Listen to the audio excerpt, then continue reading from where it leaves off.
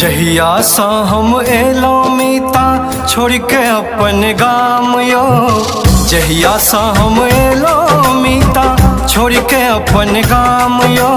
रही रही का मोन परैया पावन मिथिला धाम यो। रही रही का मोन परैया पावन मिथिला धाम यो।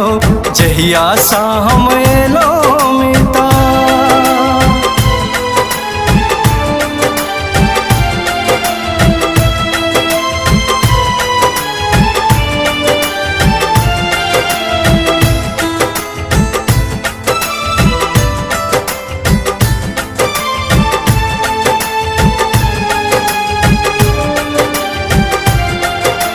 जही धरती पर बीतल बचपन छयो स्वर्ग समान यो।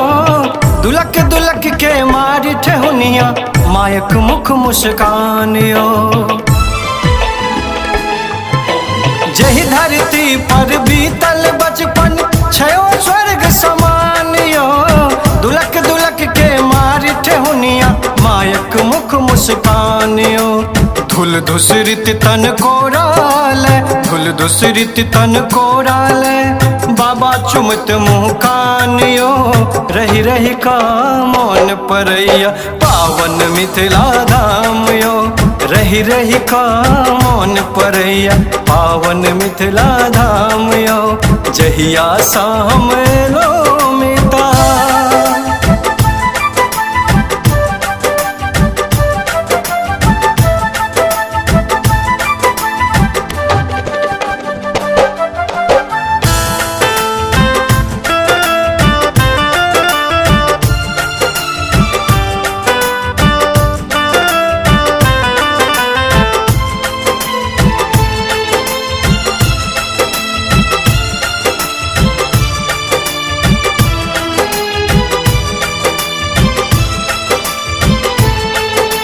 छूटल बाग बगैचा संग में कटहर मालदह आम यो। मिठगर मिठगर जामुन महुआ सोहरल गाछ लताम यो। छूटल बाग बगैचा संग में कटहर मालदह आम यो। मिठगर मिठगर जामुन महुआ सोहरल गाछ लताम यो।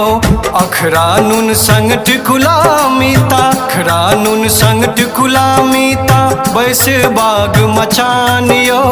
रही रही का मौन परैया पावन मिथिला धाम यो। रही रही का मौन परैया पावन मिथिला धाम यो।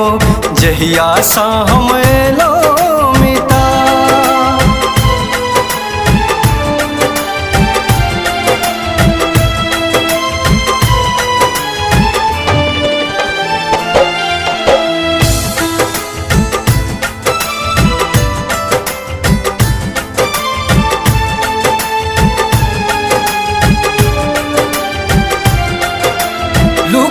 छिपी चोरा नुकी खेल छलिए खेलियो। मचे हुरदंग मीतक संग आपस में छल मेलियो। लुका छिपी चोरा नुकी खेल छलिए खेलियो। मचे हुरदंग मीतक संग आपस में छल मेलियो। बुढ़बा बाबा छड़ी घुमावत बुढ़बा बाबा छड़ी घुमावत दौड़ी सगरो दलानियो।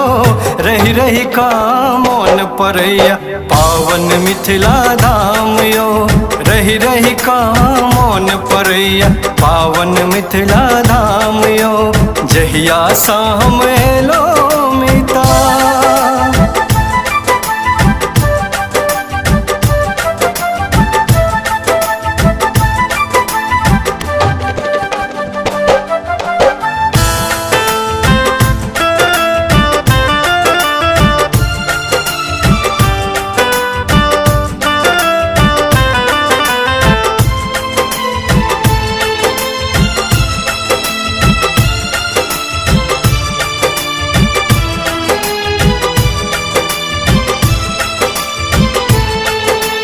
घर घर ललना पहिर के गहना गाबहिल मिल गान यो।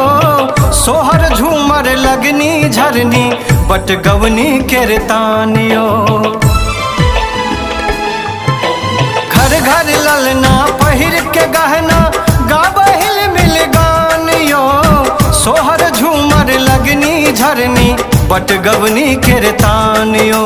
मधुर बोल आचानन टीका हम छिके सब रख मिथिला के बेटा माधव मुख में पानियो। रही रही का मौन परैया पावन मिथिला धाम यो। रही रही का मौन परैया पावन मिथिला धाम यो।